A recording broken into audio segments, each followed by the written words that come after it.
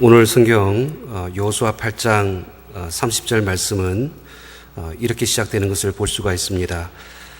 그때에 여호수아가 이스라엘의 하나님 여호와를 위하여 에발산에 한 제단을 쌓았으니 라고 기록되어져 있죠. 그때가 언제인가, 사실 이 말씀을 우리가 먼저 이해하는 것이 오늘 본문의 말씀을 이해하는 출발점이 되겠습니다. 앞서 여호수아 6장과 7장 말씀을 보시면 출애굽한 이스라엘 백성들이 40년 그 광야길을 걸어서 요단강을 건너고 그리고 이제 마침내 가나안 땅에 들어가게 되어집니다. 그들은 이 가나안 땅의 첫 관문인 그 여리고성에서 그 전투에서 크게 승리를 하게 되는 것을 볼 수가 있습니다. 그 이야기가 여호수아 6장에 나와 있습니다. 그리고 반면에 그 승리에 도취되어서 아이성, 여리고성보다는 너무나 좀 보잘것없는 작은 성이었죠. 하지만 그 성을 정복하는 그 전투에 너무나 가볍게 임했다가 크게 실패를 경험하게 된다라는 것입니다. 바로 그 이야기가 또 7장에 나와 있다라는 것입니다. 사실 이 나중에 한 사실이지만은 이 아이성 정복에 실패한 이유가 아간이라는 사람이 하나님께서 하신 그 말씀을 어기고 그 여리고에서 노력한 물건을 감추고 자신의 것으로 취한 이 죄로 인하여서 그 전쟁에 졌다는 사실을 알게 되어집니다.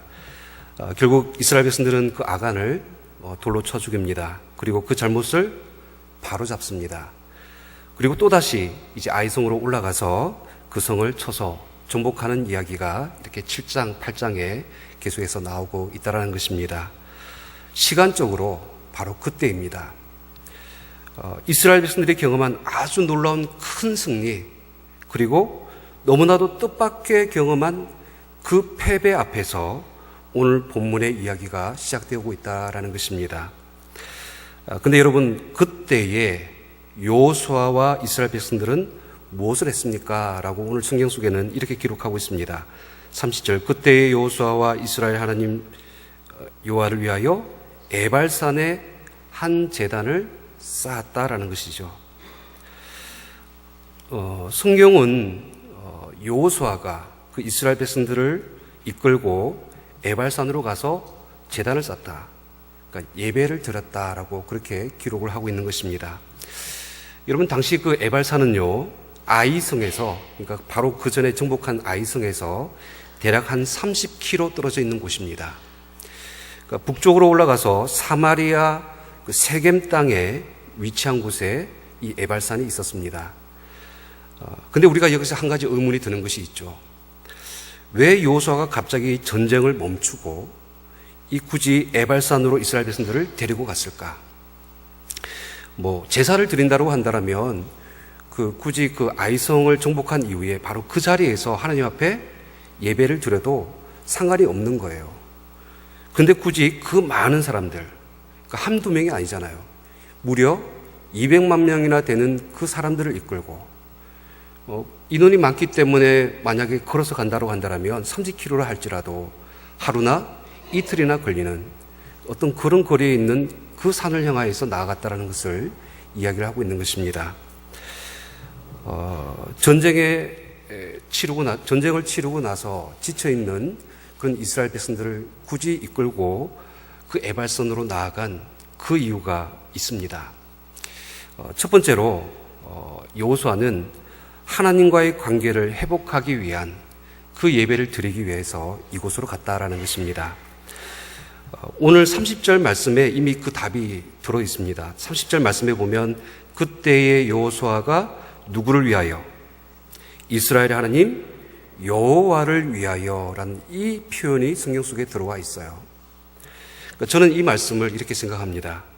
지금 여호수아는 당장 어떤 전쟁에서 이긴 그 여세를 몰아서 가나안 땅을 정복하는 것보다 더 중요한 여호와 하나님을 위한 시간이 그 이스라엘 백성들에게 필요하다라고 생각했다라는 거예요. 이스라엘은 그 치열한 전쟁과 죽음의 위협 속에서 그럼에도 불구하고 그 전쟁을 중단합니다. 멈춥니다. 그리고 오직 이스라엘의 하나님 여호와를 위한 그 시간을 그들에게 가질 필요가 있다라고 그렇게 생각을 했다라는 것입니다. 왜 그랬을까요?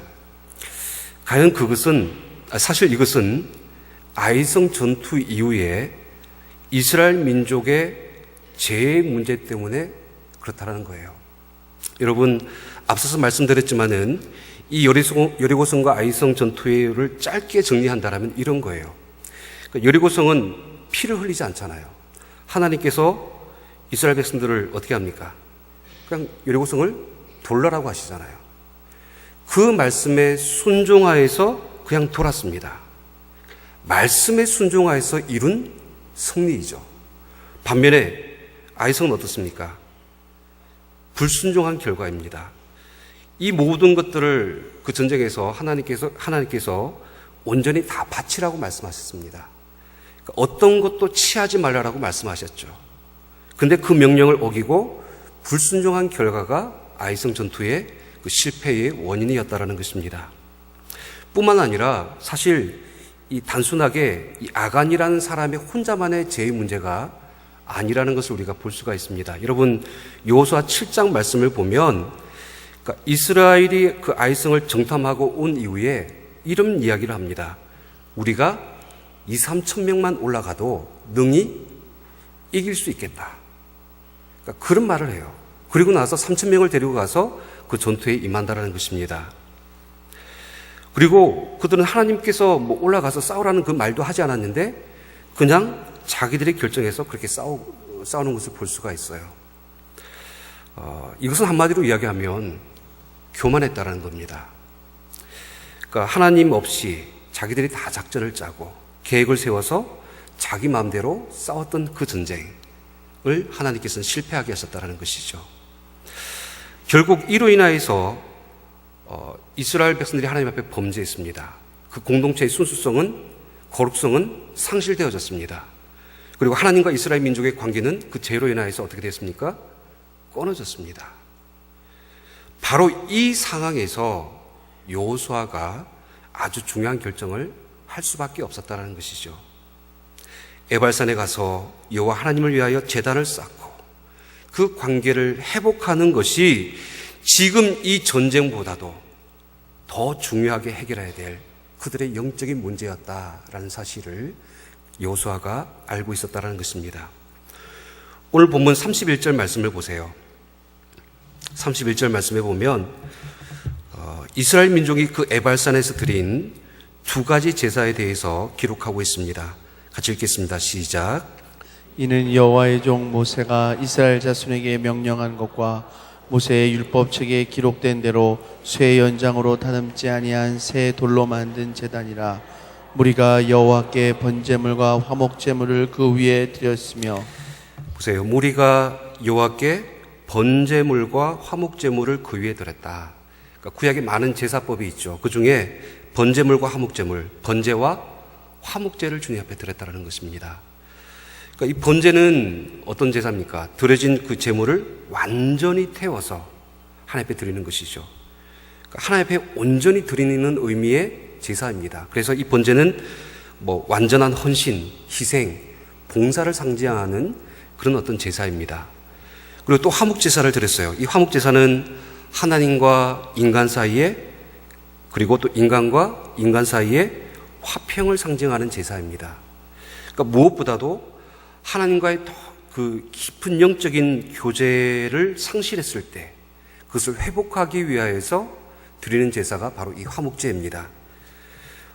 다시 말해서 이스라엘은 그들의 죄로 인하여서 깨어진 하나님과의 그 관계, 그 교제를 회복하고 하나님과의 그 깊은 화해를 목적으로 이 제사를 드렸다라는 것을 오늘 우리에게 보여주고 있는 것입니다. 사랑하는 성도 여러분, 우리의 인생도 마찬가지입니다.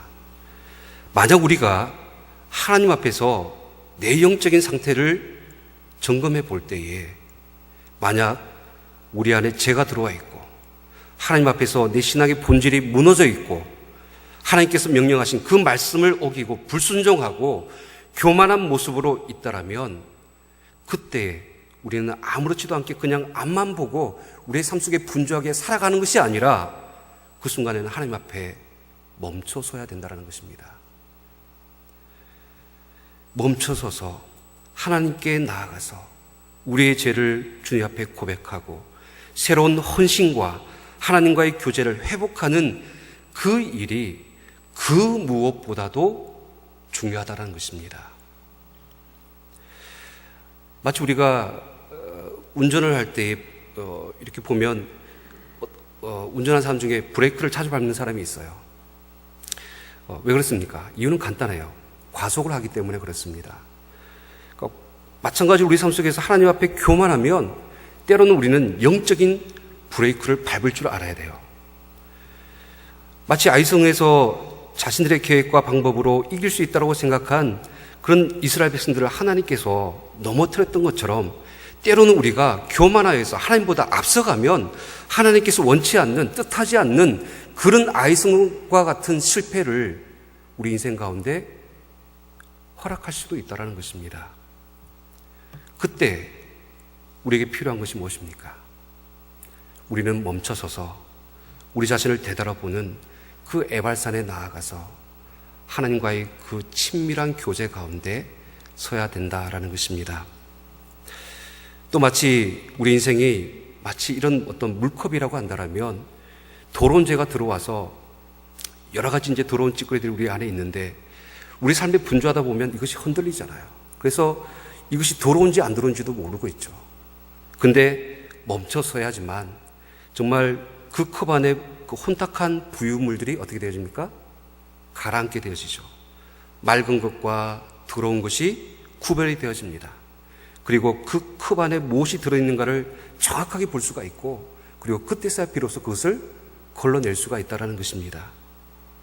그러니까 우리는 무엇보다도 우리의 에발산 하나님께 나아가서 우리의 죄를 회개하고 그 죄로 인하여서 단절되어져 있는 이러한 어떤 영적인 교제를 회복하기 위한 그런 삶의 멈춤이 우리 가운데 있어야 된다라는 것입니다. 여러분, 우리에게 지금 이 에발산은 어디일까요? 저는 바로 이 자리, 하나님의 성전, 예배하는 이 처소가 우리의 영적인 에발산인 줄 믿습니다. 세상의 분주한 가운데서 우리는 모든 것을 멈추고 이 자리에 나왔습니다. 잠시 멈춰서서 하나님께 나아갈 때에 다시 한번 우리 죄로 인하여서 그렇게 혼탁해져 있는 우리의 모든 그 마음들을 걸러내고 하나님 앞에 번제를 드리며 새로운 헌신과 온전한 섬김으로 주님 앞에 나아가고 다시 한번 더 하나님과의 더 깊은 영적인 교제를 회복하는 이러한 예배의 자리가 우리의 에발산임을 믿으시길 바랍니다.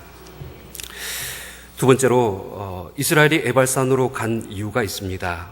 바로 그곳이 하나님의 그 신실한 약속과 하나님의 그 복을 이루시는 자리였기 때문에 그렇습니다. 여러분 한번 지도를 한번 보셨으면 좋겠습니다.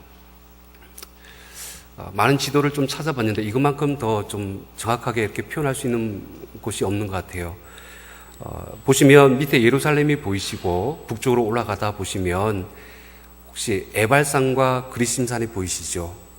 그죠? 그리고 그 산 사이에 어떤 땅이 있습니까? 그렇죠. 세겜 땅입니다. 이 에발산과 그리심산 사이에 있는 땅이 바로 세겜 땅이에요. 그리고 다음 지도를 한번 봐주세요. 그림을 한번 보시면 지금의 이스라엘 현 지도입니다. 잘 보이실지 모르겠는데 여러분들 왼쪽에 그래도 좀 초목이 무성한 산 보이십니까? 저기가 그리심산, 그리고 오른쪽 약간 황량한 그 산 보이십니까? 원래 에발산이라는 이 산 뜻이 민둥산이라는 뜻이에요. 그래서 이 오른쪽이 이 에발산입니다. 그 중간에 뭐가 있습니까? 세겜. 이 세겜 평야를 중심으로 해서 지금 그리심산과 에발산이 있는 이 모습을 이제 볼 수가 있습니다. 특별히 이제 이 지도를 통해서 여러분들에게 보여드리는 것이 있다면 오늘 성경에서 하나님께서 말씀하신 에발산, 그러니까 성경에 나오는 이 그리심산이라는 산 이름으로만 오늘 본문에 나오지만은 여호수아가 이스라엘을 이끌고 간 땅은 정확하게 이야기하면 세겜 땅입니다. 근데 여러분 중요한 것이 뭐냐면 이스라엘 민족을 이곳에 데려간 이유가 한 가지가 있는데 그것은 여호수아 앞전에, 그러니까 이스라엘의 지도자였던 모세가 하나님께 그 말씀을 받아서 이스라엘 백성에게 주신 명령이 있었기 때문입니다. 그 말씀을 한번 보세요. 신명기 27장 3절에서 5절 말씀 같이 읽겠습니다. 시작.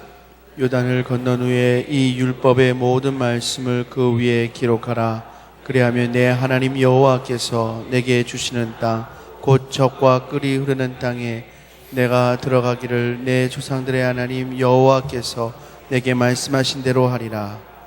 너희가 요단을 건너거든 내가 오늘 너희에게 명령하는 이 돌들을 에발산에 세우고 그 위에 석회를 바를 것이며 또 거기서 내 하나님 여호와를 위하여 제단 곧 돌단을 쌓되 그것에 쇠 연장을 대지 말지니라. 아멘.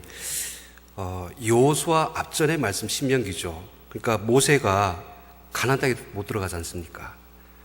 그러니까 그 전에 요단 동편에서 이 신명기 말씀을 통하여서 이스라엘 백성들이 가나안 땅에 들어가면 반드시 이 에발산에 가서 제단, 그 돌단을 쌓아라 라고 명령했던 이 말씀이 기록되어져 있어요. 왜 모세는 자신이 한 번도 가본 적이 없고 또 들어갈 수도 없는 그 땅이지만은 이스라엘 백성들에게 그곳을 반드시 가라라고 그렇게 명령을 했을까요? 그것은 바로 이 에발산과 그리심산이 있는 이 세겜 땅이 이스라엘 민족에게 있어서 역사적으로 아주 특별한 장소와 그 의미를 가지고 있기 때문에 그렇습니다. 우리가 잘 아는 야곱의 우물, 그렇죠? 그러니까 예수님께서 수가성 여인을 만나셨던 그곳이 바로 여기 세겜 땅입니다. 성지순례를 가면 반드시 이곳에 가게 되어져 있습니다. 또 여러분 이제 요셉이 그 형들에게 의해서 팔려갔던 그 곳도 이 세겜 땅이에요. 그리고 나중에 요셉의 유골이 돌아와서 장사되는 곳도 바로 이 세겜 땅입니다. 근데 무엇보다도 이 세겜 땅이 더 특별한 의미가 무엇이냐면 창세기 12장 6절에서 7절 말씀 때문에 그렇습니다. 한번 보세요. 같이 읽습니다. 시작. 아브라함이 그 땅을 지나 세겜 땅 모래 상수리 나무에 이르니 그때에 가나안 사람이 그 땅에 거주하였더라. 여호와께서 아브라함에게 나타나 이르시되 내가 이 땅을 내 자손에게 주리라 하신지라. 자기에게 나타나신 여호와께 그가 그곳에서 제단을 쌓고. 여러분, 그러니까 이스라엘이 그 가나안 땅을 정복하는 그때로부터 약 600년 전에 갈대아우르 땅을 떠나서 하나님께서 내가 내게 약속한 땅으로 가라라는 그 말씀을 순종하여서 떠나갔던 그 아브라함에게 주신 그 땅이 어디입니까? 세겜 땅이에요. 그러니까 모세는 그 역사적인 그 사실을 알고 있었다는 것입니다. 그래서 600년이 지난 이후에 그 아브라함의 후손들, 지금 그 약속의 땅 가나안 땅에 들어간 이스라엘 백성들에게 그 땅에 가서 제단을 쌓고 그곳에서 예배를 드리라 라고 말씀하고 있다는 것입니다. 비록 시간은 600년이 흘렀지만 아브라함에게 주신 그 약속이 오늘 지금 너희에게 그대로 이루어지는 그것을 경험하라는 것입니다.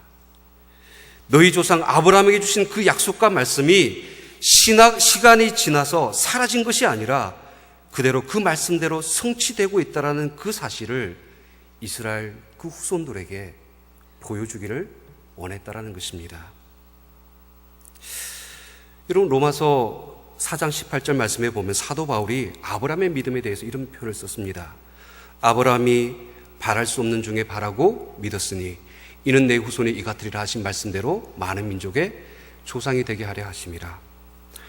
아브라함은 하나님의 말씀을, 그 약속의 말씀을 들었을 때에 자신의 눈으로 볼 수 없는, 자신의 때에 이루어질 수 없는 먼 미래의 일에 대해서 바랄 수 없는 가운데 믿었다라고 이야기를 하고 있어요. 그런데 오늘 이제 본문에 이르러서 실제로 지금 출애굽한 이스라엘 후손들에게 이제 그 믿음이 바라는 것들의 실상이 되어지고 보지 못하는 것들의 증거가 되어서 나타나고 있는 그 사실을 이스라엘 백성들이 목도하고 있다는 것입니다. 하나님께서 아브라함에게 주신 그 약속이 자신의 때에 이루어지는 것을, 그것을 바라보는 그 세겜 땅에서 그 하나님의 그 약속을 다시 한 번 더 기억하는 그 이스라엘 백성들이 무엇을 깨달았을까요?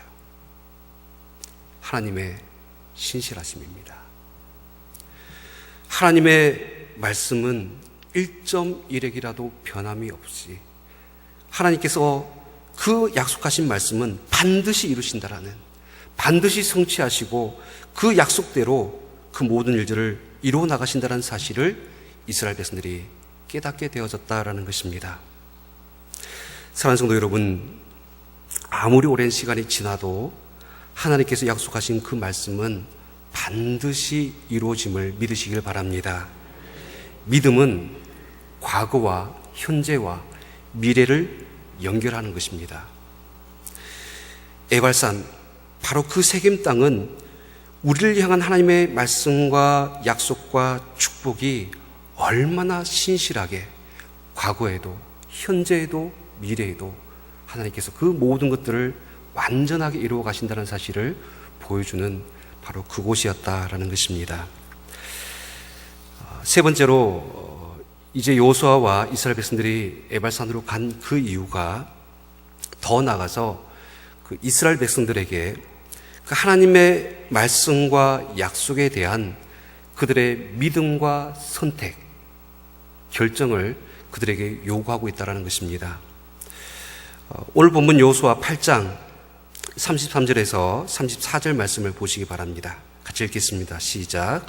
온 이스라엘과 그 장로들과 관리들과 재판장들과 본토인뿐 아니라 이방인까지 여호와의 언약궤를 맨 레위 사람 제사장들 앞에서 궤 좌우에 서되 절반은 그리심산 앞에 절반은 에발산 앞에 섰으니 이는 전에 여호와의 종 모세가 이스라엘 백성에게 축복하라고 명령한 대로 함이라. 그 후에 여호수아가 율법책에 기록된 모든 것대로 축복과 저주하는 율법의 모든 말씀을 낭독하였으니, 오늘 성경 말씀에 보면 이스라엘의 12지파가, 그러니까 절반은, 그러니까 6개 지파는 그리심산 앞에 서고, 그리고 나머지 6개 지파는 에발산 앞에 섰다라고 나오죠. 그리고 그 상태에서 중간에 레위인과 제사장들이 하나님의 율법을 기록한 그 말씀, 그 돌에다가 그 율법을 기록합니다. 그리고 그 율법에 기록되어 있는 하나님의 그 말씀의 축복과 저주의 모든 말씀 어떻게 합니까?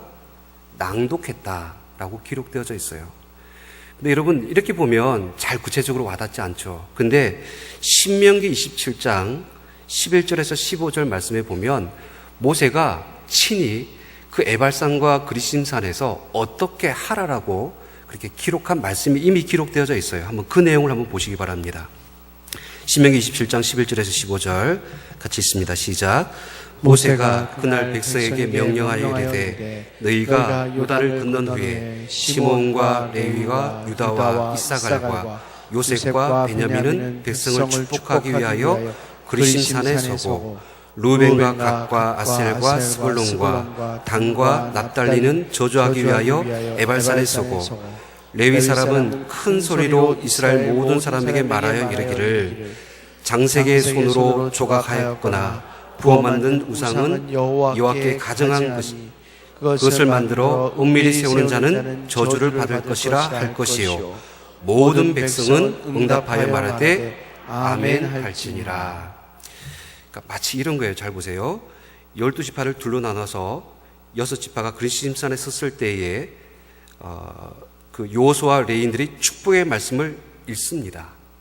그리고 그 그리심산에서 그 축복의 말씀을 선포합니다.